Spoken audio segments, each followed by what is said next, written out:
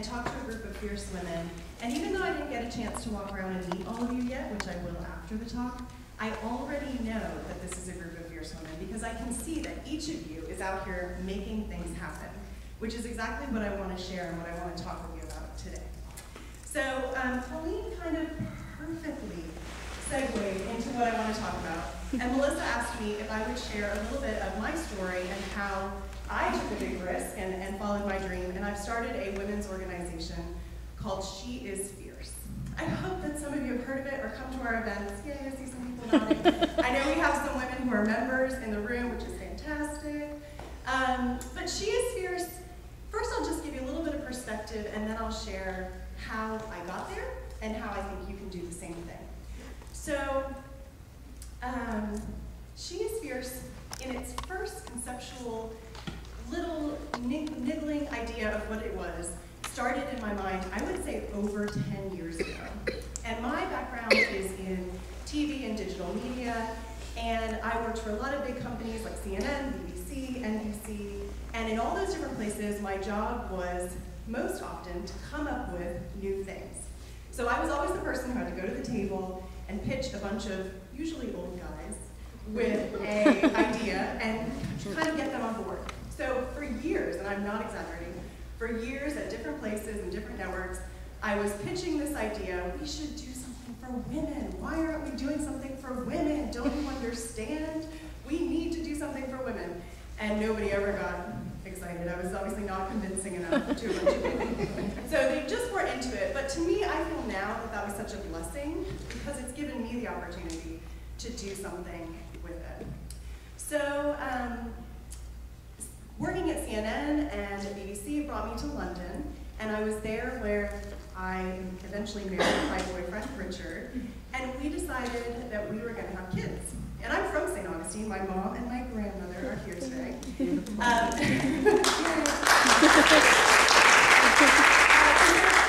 we were in London. We both had really, big high-flying corporate jobs where we had to work all the time, we had to stay late, and it was a lot of hours and a lot of pressure. And we kind of thought, is that what we want when we're raising kids? And I was looking at my own life and thinking, how am I going to take little kids on the tube? This is what I want. I want to be near my family. I want my young children to be able to experience that. So we decided to move back to St. Augustine. And obviously we're happy to be close to family.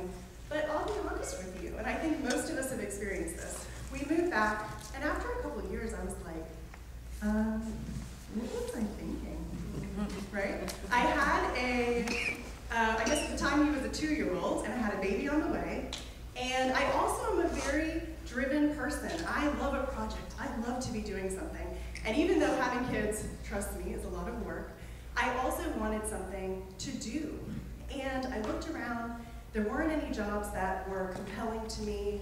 And I thought, am I going to move back to a big city and get a job that's 70 hours a week? No, because I want to be there with my kids. And I know that so many of you here who have these questions will totally be able to relate. And there I was, kind of, to be honest, thinking, now I'm stuck. I moved to this small town, and I don't know what I'm going to do with myself, and I have these big ambitions for my career, and now what? And I really had to kind of look introspectively and figure out what was possible for me in my life. So what, with all the different factors and all the circumstances that were in my life at that time, what I could actually do and make happen. So after a lot of introspection, I came back to this realization that for years, just like I shared with you, I'd had this spark and this idea, and really this genuine passion for supporting and helping women to own their own potential, right? Because I think that's something, and I know Colleen really spoke to this as well, we don't do. We don't own our own potential. Everybody in this room has incredible potential. You can do whatever you want, but none of us actually believe that. And part of my problem was that I was here, and I actually believed it, and I was like, but how am I going to do it? Right? So I had to kind of figure out what I was going to do.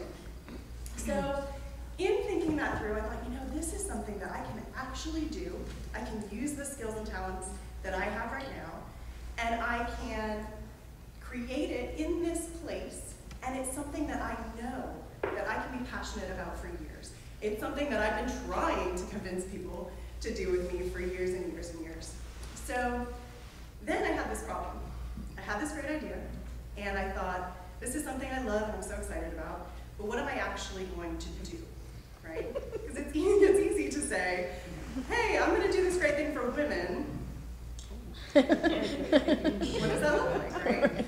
So all of a sudden, I'd come to this realization, I knew I wanted to do it, and then I had to kind of figure out what that actually, in practical terms, was going to look like. So I sat down and I said, okay, well, I'm just going to get started. And at the time I had, I think, a 3-month-old baby and a 2.5-year-old.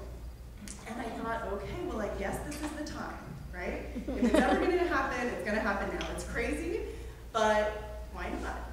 If you're going to do it, you might as well go for it. So I started a website. And that sounds really simple, I started a website, but that's not that simple, right? And I'll be honest, so I shared my background's in media. So I used to be the person who, at big companies with big budgets, would say, here's this great idea.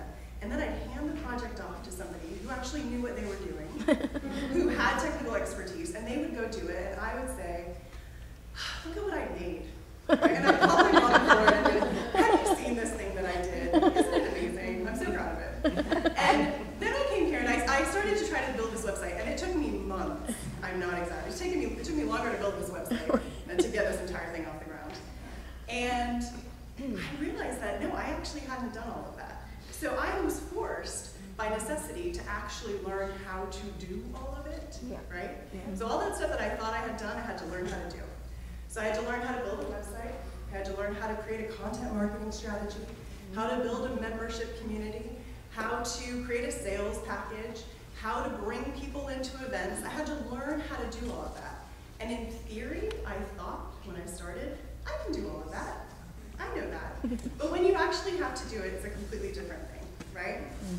Let's so work it.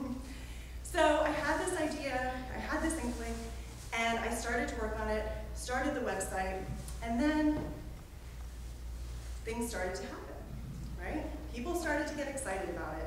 I was posting things on social media. This is before I had any actual thing. Let me be clear. There was a Facebook page, there was a website. That was it. And it was like, women are great. And I had to figure out how to actually turn that into something that would be more than what I think, to be honest, is out there a lot, right? Which is women going, women are great. Well, I think there needs to be more than that, right? So I had to kind of figure out what that would look like. And over the course of now the last year and a half, a little bit more than a year and a half, I've been able to turn that into something that has a global membership community. We have hundreds of women in our membership in 8 countries. We have more than 65,000 social media followers. Awesome. We have, I'm trying to think of all the things, more than 700 women who contribute articles to the site. It's just growing, and it's growing exponentially. And it's something that I'm so phenomenally proud of, right? So proud of. But let me not say that it was easy, because it's not. You touched on it. I'm so proud of it. But the truth is that I so easily could have made a choice not to do it. I could so easily still be here at this event right now saying, you know, I know I could do these things. I know I have the potential, and not have done anything. And I did do that for a long time. Because I told you guys, I had that idea for 10 years, right? And I had the same basic skill level, and I had to learn all of it. So I could have learned that at 24 and not 34, right? So it doesn't really matter what age, what background, what experience you have. Once you get started, you can then build the skills and learn where you're going. So, throughout that year and a half, I have to say that I've been lucky, because not only was I kind of working on it and building it and learning as I went and growing in my confidence as we went, but I also have had the chance to connect with so many, I mean, I told you guys, thousands of other women who are out there doing their own thing, on their own journey. And they're different kinds of journeys, right? They're not all the same. They're not all building women's websites, right? They're doing their own thing, and it's something that they're passionate about, and they're putting themselves out there, is actually what's important to me. And each and every time I meet somebody like that, I am so much more inspired, and I am so much more filled and given so much more confidence to take on that challenge myself and to go to the next step myself. So just very quickly, some of the women who've inspired me, there's so many, and I was trying to think of who to share with you because there's so many. But we've had speakers who go everything from a woman named Janice Jones, who is a St. Augustine local now, but who used to be, she and her husband were both very high-profile TV anchors, high salary, high-profile jobs, right?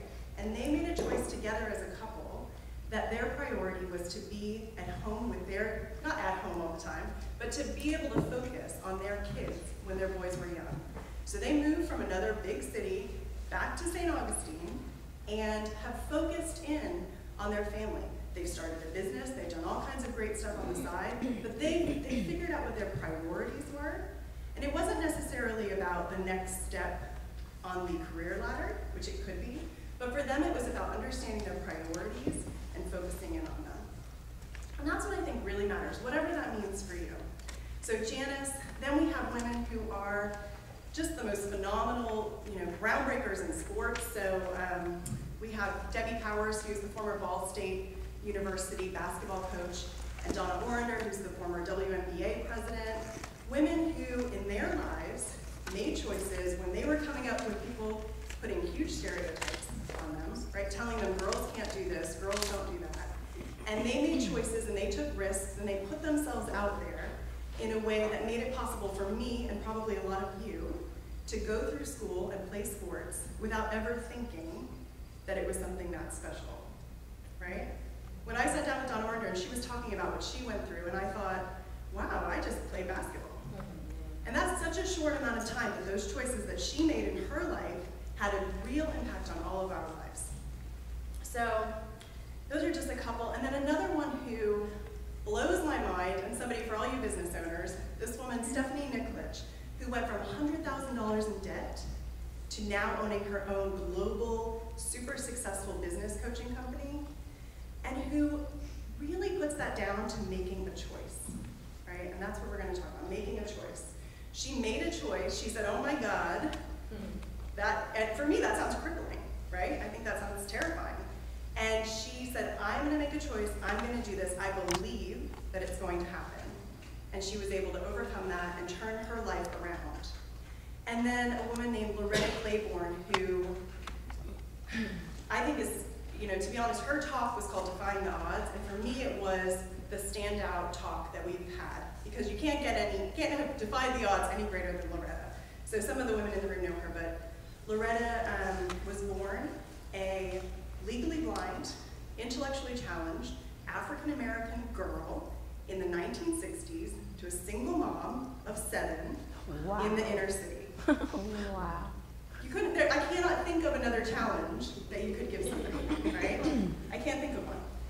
And her mom, actually let's go back to her mom. Her mom made a choice that when doctors told her, this girl will never amount to anything, put her in a home and walk away, her mom said, no, she's coming with all my other children, and I'm going to take care of this girl, and I'm going to teach her that she can do whatever she wants to do. And now, I guarantee you, none of us, every other thing I'm going to say to you, we're all going to be amazing, but none of us will ever live up to Loretta, okay? She is now a frequent guest at the White House. She's a sought-after international speaker. She's an ambassador for the Special Olympics. She was presented with an ESPY award by somebody super famous whose name now. She's just an incredible woman, and her story, I always go back to that when I talk to somebody who's being pushed down by all the things, because we all have things, right, that are pushing us down and holding us back. And I think, God, if somebody like that can overcome all those challenges and is the most positive person you'll ever meet, then none of us have an excuse. We all have to find a way to overcome them. And all of those women can so easily be described as fierce, right? It's easy for me to come up here and say these women are fierce. So let's talk about what it actually means to be fierce. And, being fierce has kind of it's like a popular word right now. And that's not at all the definition that it means to me. For me, She is Fierce is this definition of fierce that is having heartfelt and passionate intensity. And I think that if we can all look at our lives and think about how we could live our lives with heartfelt and passionate intensity, imagine if we treated our kids with heartfelt and passionate intensity. If we treated our relationships with that. If we worked with heartfelt and passionate intensity, imagine what our lives would look like. And sometimes we do it in one area and not another, but if we live our lives in this fierce way, we can do so much. And then my other favorite word is audacious. Because I think we all need to start dreaming audaciously. We're fierce and we are audacious, if we choose to be, right? And you don't hear people say audacious that often. I feel like it's something that, it's not even a negative, it's just something that's like nobody's audacious. You don't ever hear somebody say, hey, she's audacious, right? Because it's so out of the norm to actually be able to say, you know what, I believe I can do this thing that none of you think I can do. And I know that if I put my heart behind it and if I work behind it, I can actually make that happen. So when I first started She is Fierce, I had a different name for it. I told you guys where I was trying to figure it all out, right? I had a different name, and I knew it wasn't the right name, but I was like, I just have to start, otherwise I'm never going to do it. So I got started, and about a month into it, I came across this Shakespeare quote, which many of you have probably heard, though she be but little, she is fierce. As soon as I saw that, I had never seen it before, and as soon as I saw it, I was like, yes, yes. I was sitting in front of my computer, like late at night, my kids asleep, and I was just like having this like happy dance. Yes, this is it, I know this is it. Because that represents what I wanted to create, which is an organization that understands and respects the fact that we are all kind of insignificant, right? In the big scheme of things, we are. Let's be real, we're all little. And yet we can make choices, we can act in a way that is going to make a ripple beyond what we might actually be, what our stature might actually belie. We can choose to behave in a way, to act, to take action that will make a huge difference and that can have ripples far beyond what we think is possible. So, I want to just tell you the definition of audacity, which I wrote down so I wouldn't screw it up. So, it's boldness or daring, especially with confident or arrogant disregard for personal safety, conventional thought, or other restrictions. It doesn't sound that great, to be honest, does it? And yet, I'm not telling you to live arrogantly. I don't think we should live arrogantly, right? So let's just get rid of that for a moment. Everything else about that basically just says, do it. Forget about the conventions, forget about what people tell you you should do and what you can't do and why something's not right with you, or what you tell yourself, and just do whatever it is that's important to you, right? Okay, so I know, because I see all of you out here doing things and making things happen, that you have dreams. But I also know that it's so easy for us to hold ourselves back, right? I kind of shared with you, I had this dream, I had this thing that I wanted to do for so long. And even getting to the point, after I decided I was going to do it, getting to the point where I actually did it was a big thing for me. Because I thought, well, what if I want to go back to some big TV network and I fail? What if I do this crazy, weird, wild women's thing, right? It doesn't sound that good if you fail, right? If I had done that and then I went in for an interview and I said, oh, I did this women's website and yeah, it just didn't work out. It doesn't sound that good when I'm going back in for my interview in London. It doesn't, let's be honest. And I had to really deal with that. And I had to say, okay, I know that my friend who has some very impressive job at some big network is going to see what I'm doing and think I'm weird. That's going to happen. And I had to get past that. And it was a challenge. It really was. And I think that's a big challenge for so many of us, that we know what actually matters to us, but it's so difficult for us to get past that moment of, here's what this person's going to say, here's what my husband is going to think, here's what my mom will say, here's what the mom at drop-off is going to think of me. Okay, and I had that, and I doesn't matter anymore. I don't even care anymore. I cared a lot, I really did, and I don't think I'm naturally somebody who cares that much, to be honest, what people think, but when I thought about this big thing that was so important and meaningful to me, it did matter to me what people thought about it. And now I just don't care. I mean, some people I've had people say, oh, that's a silly name, or what are you doing? I do not care. It really does not matter to me anymore. And I'm sharing this with some people, but it just doesn't matter. When people say stuff like that, I actually feel a little bit proud. Like, it's the complete opposite of what I thought I would feel, right? I think, well, you don't get it. That's fine. That's your business. And that's okay. They don't have to, right? It's not for everyone. It's for people who are in this community who want this kind of support. It's for ambitious women who are doing things and taking leaps forward. And not everyone's doing that. And I hope that one day they will, but that's their choice.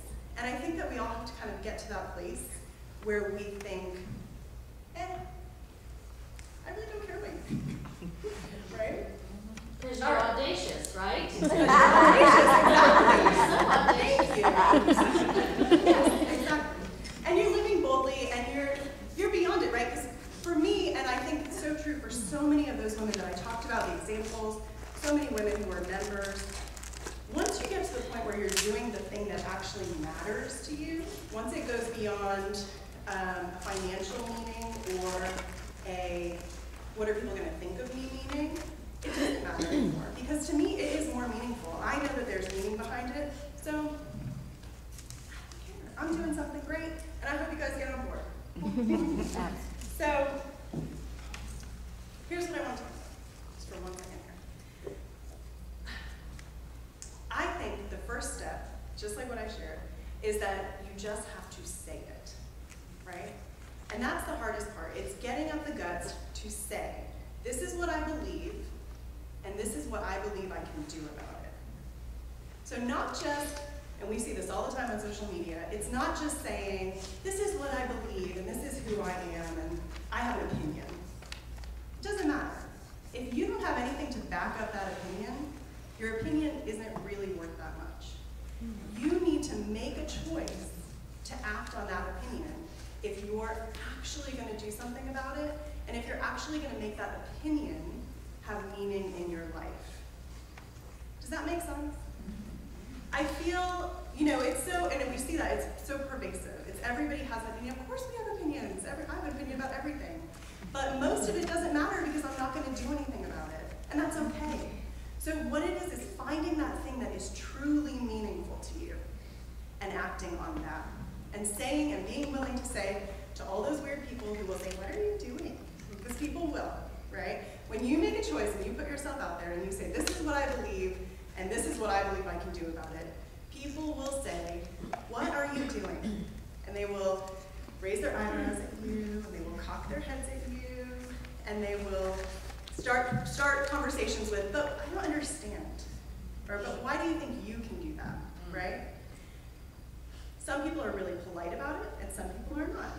And it just kind of depends on who you have in your personal circle. But it's going to happen, regardless. Because here's the thing about risk. It actually makes us uncomfortable when somebody else in our social circle takes a risk.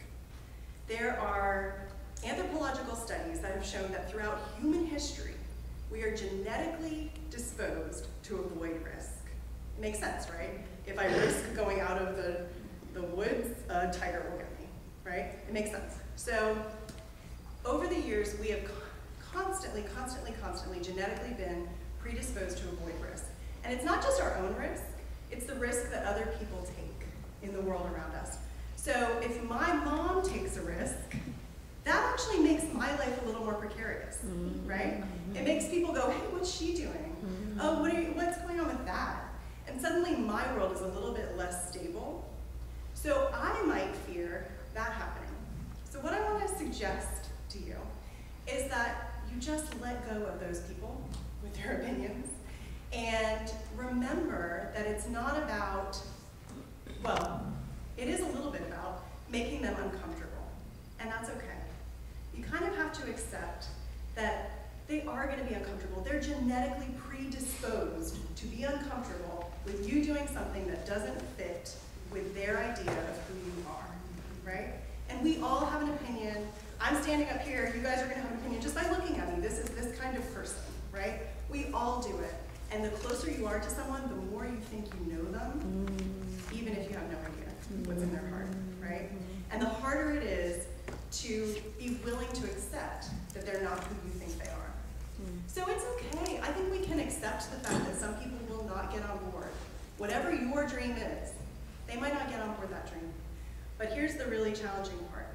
If you choose, because it is a choice, just like Colleen said, if you choose to allow somebody else's discomfort that is so fleeting and so insignificant to stop you from pursuing something that has real meaning in your life, then that's on you, right? We all do it. It's not that person's fault, it's your fault. You can make that choice. You have to acknowledge that they will be uncomfortable, and that's okay. And you know, if that's your spouse, you have to work through that.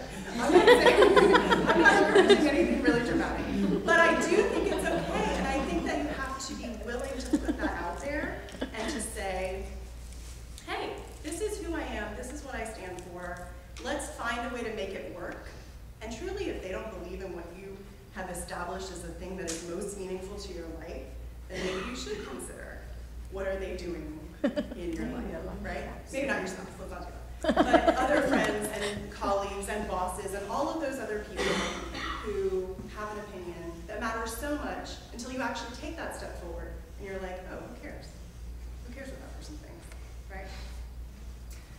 All right, so I wanted to tell you my last thing is to get out on the limb. Get out, far out on the limb. Get really uncomfortable. Get comfortable with your discomfort. Get excited because you're uncomfortable. Because if you're not uncomfortable, and you guys have probably all seen this everywhere, if you're not uncomfortable, you're not actually doing anything. You are stagnant. If you're not thinking, oh God, what are people thinking of me? Or if I'm not going to be able to do this, then you're not actually doing much, right? And I think that applies to everything. That applies to, you know, motherhood. The more time that we spend and the more focus that we give our children, it's uncomfortable because we have to deal with the fact that it's hard, right? It's hard to get them to bed. It's hard to get them to do what we want. It's hard to teach them. It's uncomfortable. It applies to our careers. It applies to business owners. The more uncomfortable you are, the more likely you are to succeed, right? I know, it's a weird thing, but I really believe that to be true. So I share my story. I shared a little bit, just a tiny inkling of the women who have touched me as I've been on this journey for the last year and a half. And there are women just in our membership who are not high-profile women who have done crazy things in the last year. There's a woman in our membership who, when I first spoke to her, she was like figuring out what she wanted to do. She had a blog, and now she has, this is in a year, she has a fashion brand that has been profiled in Elle and Vogue and all of these other magazines. That's in a year. And that's because she made a choice, she took action, she got really uncomfortable, and I know that from speaking to her, and then made big things happen, right? So get out on the ledge, get uncomfortable, allow yourself to make that choice. And here, you know, I think the one thing that I've come across, and I know so many of us deal with, is that you hear somebody come up and talk to you, or you see somebody on TV and you think, well, it's nice for them, because they were able to do it, or they look so beautiful, or they do this, or they're so talented, or they have this education, or their parents are rich, whatever it is, whatever the reason is that that person was able to be successful. But the reality is that most of those women who were speakers at our events, most of the women who are in our membership, just like the woman I just told you about, they are people just like you and me, who are willing to make a choice, to get uncomfortable, and to make things happen. So I want to encourage you guys to get out there and do it. Whatever that dream is, whatever is most meaningful to you, it's not going to be the same thing as what's meaningful to me, but I think you probably already know in your heart what that is. So get out and make it happen, and then call me and tell me what you did. And I put my card on the table, because if you're interested in joining our membership, I would love to have you. And I put a little coupon code called Red Carpet. It's all caps if you're interested. So if you go to that link and you're interested in joining us, use the all caps Red Carpet. There's a $100 discount. It's a pretty good discount. So anyway, thank you guys for having me. It's been such an honor. Thank you, Melissa. And I really hope, because I can see from the smiles, and I can see the reaction in this room, there's so many women who can make big things happen. So I look forward to hearing what you have to say. Thank you.